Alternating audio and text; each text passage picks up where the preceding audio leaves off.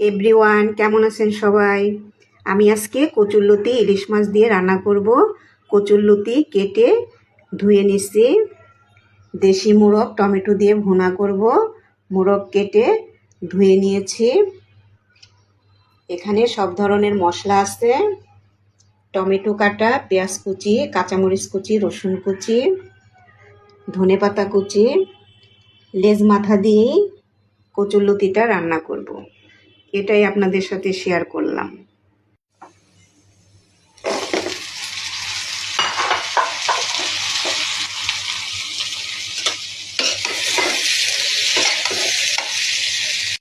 ইলিশ মাছ দিয়ে কচুরলতি রান্না হয়ে গেছে।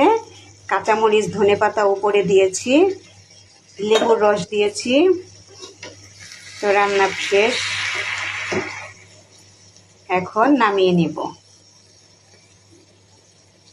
হয়ে গেল দেশি মোরগ ভুনা।